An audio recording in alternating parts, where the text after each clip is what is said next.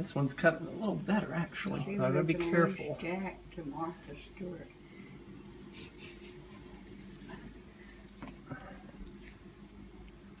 Marvelous C-cut.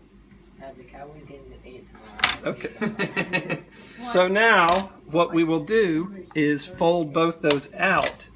And we're going to do a little doctoring of the cuts, but you can see the whole idea is we basically spread this out like that. And it's going to get a little better. I'm going to doctor it, but I'm not going to take you through all that process. I'll just doctor a couple of the cuts so it lays out a little flatter.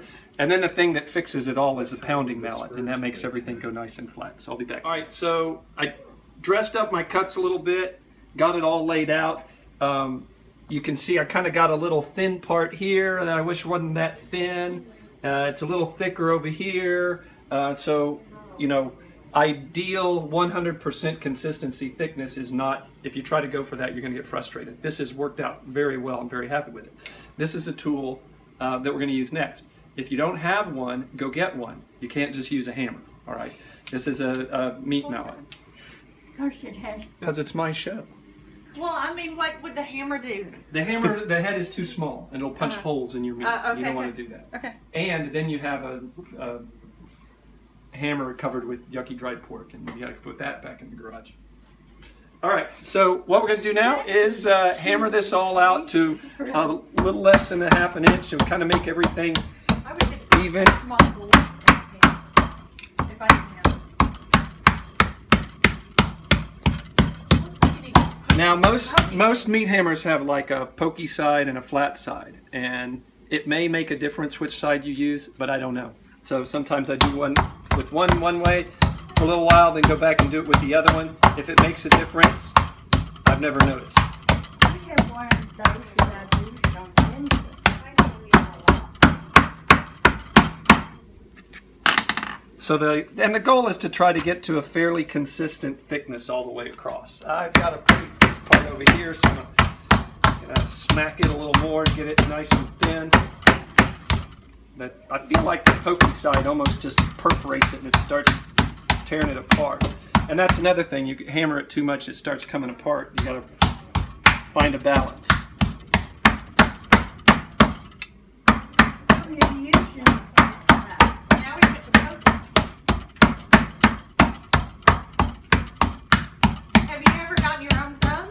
Nope. Where did you learn this part? In my kitchen. Okay, so I told you my goal was to end up with one big rectangular piece of pork about the size of this cutting board, and that's about where we are. It's about uniform thickness through. I might hammer it a little more just to get it, you know, some of these thicker parts thin. All right, so I've got my rectangle of pork now. And one thing I want to let you know about, you might think, well, which side do I put the seasoning on and which way do I roll it up and does it matter? I'm going to say it matters, and here's why. Is because of this area where we have this fat. I want this to be on the outside, which means I'm going to take that, keeping it in my right hand.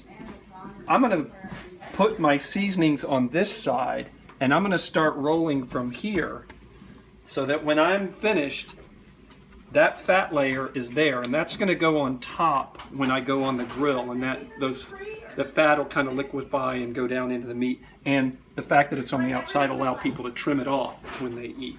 So now I'm going to go make my filling, and that's not something you need me to show you. You just do that in the food processor. I'll be back when it's time to fill the roll and then to roll it. So I've made the stuffing concoction here in the food processor. Ground up, it's pretty finely chopped, but not just pureed, if you will. I still like it to be a little chunky in there. And then we'll also have to get the spatula, get all the molasses out of there. That'll be good. Come back to our meat rectangle, review where our fat part is that we want on top, which is there. So I'm going to turn this around. We're going to cover this with the mixture, and then we're going to roll it up that way. And, oh, by the way, important, before you start this project, make sure you have some good string to tie up the roast when you get it rolled up. I got this for free from the butcher. Don't pay first string if you don't have to. That's my wife's philosophy. All right, so I'm gonna grab a spatula.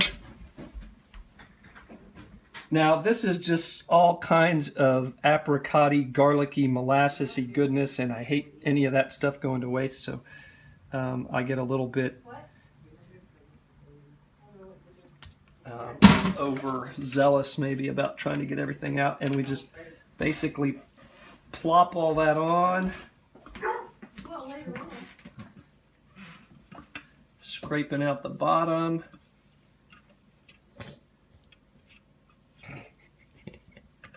Yeah, he said scraping your bottom. Very funny.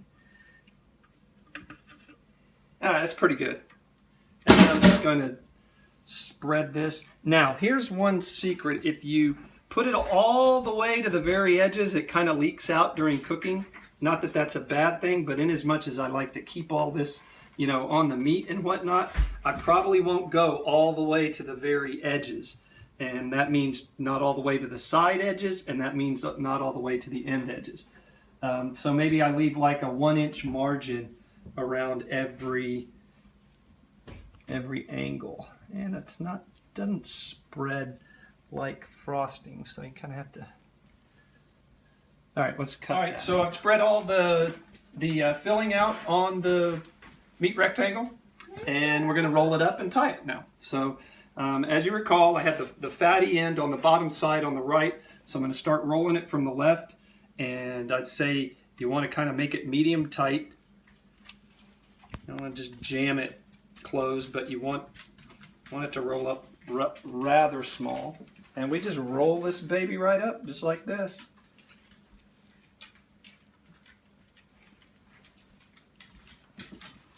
And there's that fat bit is going to be on top. All right, so Cooper and I cut a whole bunch of these, and for ours it turned out to be how long, Coop? 19. 19 inches. All right, so that should work pretty good. And so what I'm going to do is, well, I don't really have a place to move this guy, but I'm going to set a couple here. And I'm going to put them about 1.5 to 2 inches apart. I'll do a few.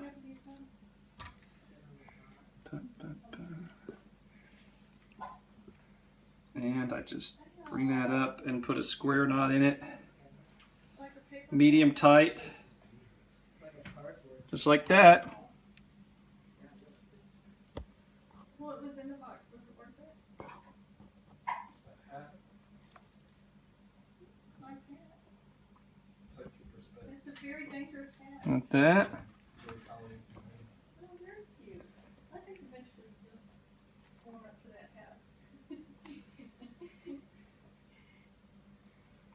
Like that. I'm going to lay a couple more out here for me.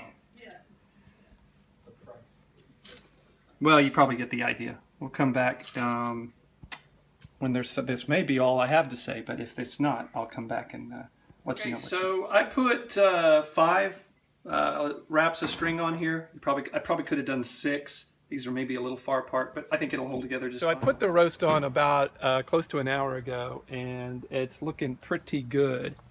I'm going to put a thermometer on it here and see. We want it to get up close to 160 to call it done. So let's see where we are.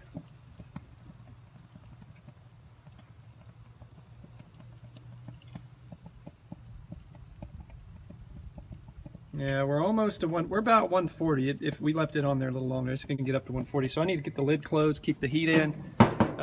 We need that to get up close to 160, so it'll be nice and cooked in there. All right, so the roast is done. We used the meat thermometer, got it up to 160 internal temperature, and it's in now. And so see the string still stayed on pretty good. I painted it with olive oil a couple of times while it cooked, but that's all. So let's see what it looks like inside. I'm going to take a slice off here. Look at that, very well cooked, still white. A little bit of pink smoke around here. Doesn't look like it dried out, and of course you can see the filling in there. So let's get to eating this. See you later.